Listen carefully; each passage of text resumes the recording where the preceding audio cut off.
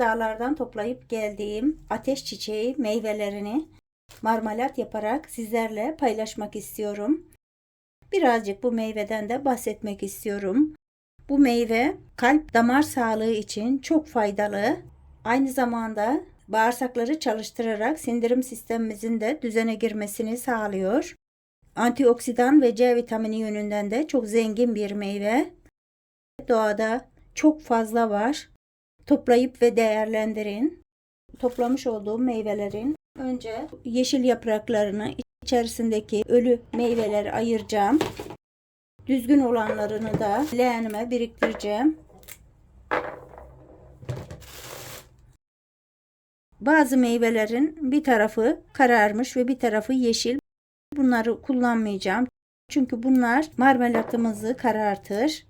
Toplarken ben bundan bayağı bir yedim arkadaşlar. Tadı kızılcığa çok benziyor. Eğer kızılcık yediyseniz dağlarda kendiliğinden yetişen aynı bunun gibi kıpkırmızı meyvesi olan o meyvenin tadına çok benziyor. Hafif kekremsi ve hafif tatlı bir meyve. Bütün meyvelerimi kötü olanlarından ayıklayarak böyle temizleyeceğim.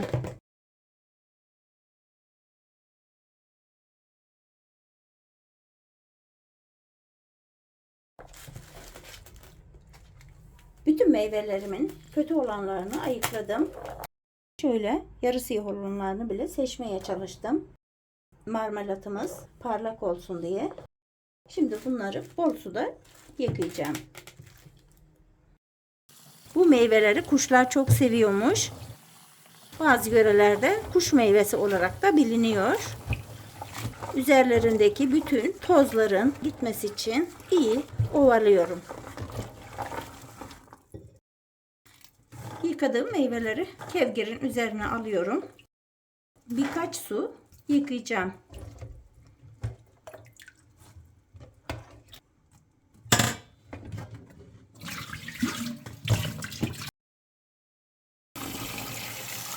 Yıkadıkça pırıl pırıl oldular. Tam 4 su yıkadım. Sularının süzülmesi için kevgire alıyorum.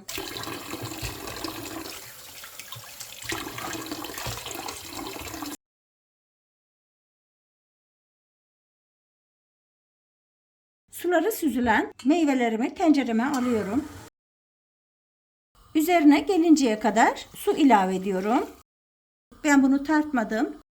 Burada aşağı yukarı 1,5 kilo kadar meyvemiz var. 1 kilo kadar su ilave ettim. Meyvelerim yumuşacık olana kadar pişmeye bırakıyorum. Ocağımı önce harlı açtım. Kaynamaya başladıktan sonra da orta kısığı alacağım. Daha hızlı kaynaması için üzerine kapağını da kapatıyorum ve pişmeye bırakıyorum. Kontrol ediyorum. Kaynamaya başlamış. Ocağımın altını orta kısığa aldım. Tekrar kapağını kapatıyorum. Bu halde meyvelerimiz yumuşayıncaya kadar pişmeye devam edecek. 10 dakikadır kaynamaya bıraktığım meyvelerimi şimdi tekrar kontrol ediyorum. Kaşıkla alıp yumuşayıp yumuşamadığına bakacağım. Çok güzel yumuşamış. Ocağımın altını kapatıyorum.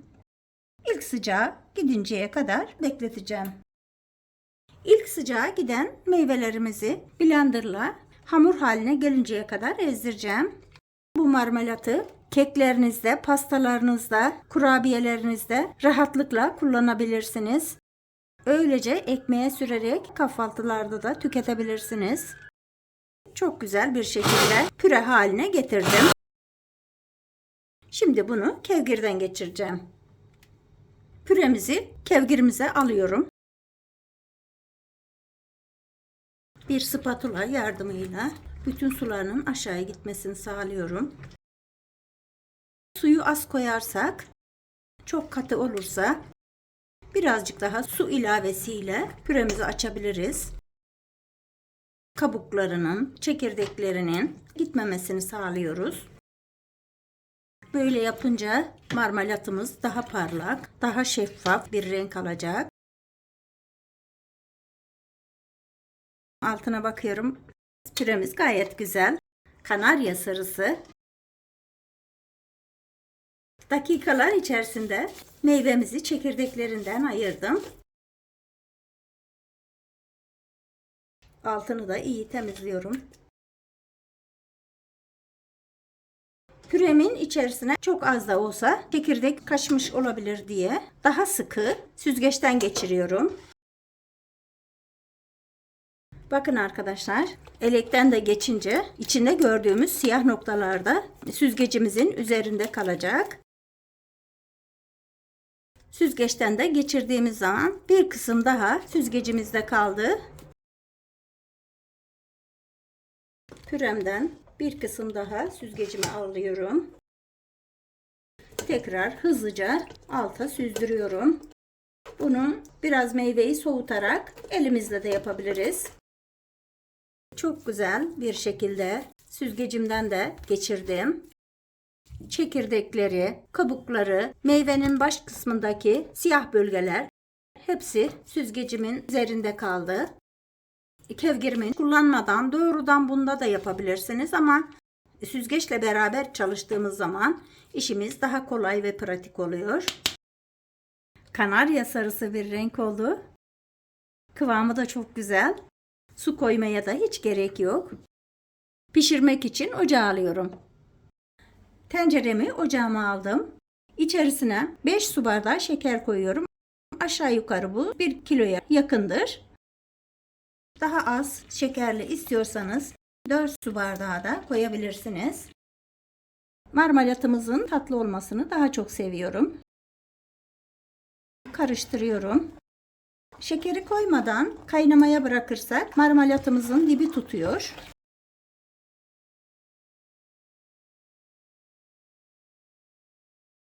İyi karıştırdım. Önce ocağımın altını harlı açtım.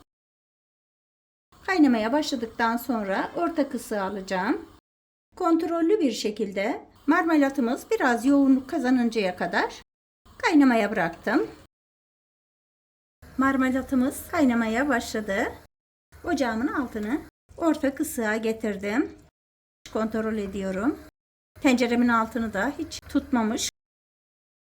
Aslında bu kadar akışkan değildi. Şekeri koyunca akışkanlığı biraz daha çoğaldı. Kaynadıkça yoğunlaşacak. Kontrollü bir şekilde yoğunlaşıncaya kadar kaynatacağım. Ara ara kontrol ettiğim ateş çiçeği marmelatı gerçekten de çok güzel bir yoğunluk aldı. Şuradan da görmenizi istiyorum. Buzlukta 5 dakika kadar beklettiğim tabağımın üzerine bir miktar alarak size de ılımış halini göstermek istiyorum. Daha fazla yoğunlaşmasın diye. Marmelatımızın içerisine şekerlenme olmaması, birazcık daha lezzetli olması için bir limonun suyunu sıktım. Onu ilave ediyorum. Tekrar karıştırıyorum. 5 dakika daha kısık ateşte kaynattıktan sonra kavanozlara dolduracağım. Tabağımıza koyduğumuz marmelatın kıvamı da bu. Bakın arkadaşlar, kıvamı çok güzel olmuş. Tam ekmeğe sürülecek gibi. Limon suyunu da sıktıktan sonra 5 dakika daha kaynattım. Kaynar kaynar kavanozlarıma dolduracağım. Yarım kilodan daha az 300 cc'lik kavanozlar kullanıyorum. Kapaklarını da kaynar sudan geçirdim. Kenarları batmadan doldurmam için plastik bir huni kullanıyorum. Daha büyük kavanozlar da kullanabilirsiniz.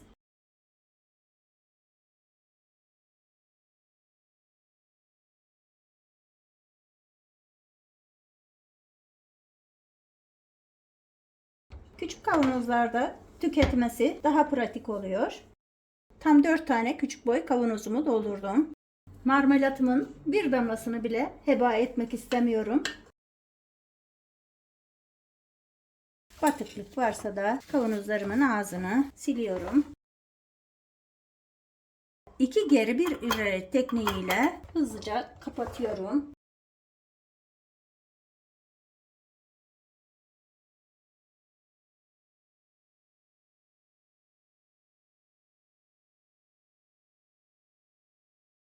Tekrar kontrol ediyorum. Kapaklarının vakumlanması için sofra beziyle örtüyorum. Soğuyuncaya kadar 3-4 saat bu halde bekleteceğim. 3-4 saattir beklettiğimiz marmelatımız bayağı soğudular. Kontrol ediyorum. Hepsi vakumlanmış. Bunlar dışarıda yıllarca da kalsa hiçbir şey olmazlar. Bir tanesini açarak size kıvamını ve son halini de göstermek istiyorum. Vakumlandığı için bıçak yardımıyla havasını aldıracağım.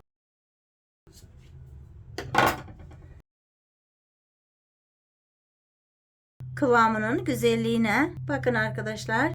Bu daha tam soğumamış. Bu halde bile çok güzel bir marmelat.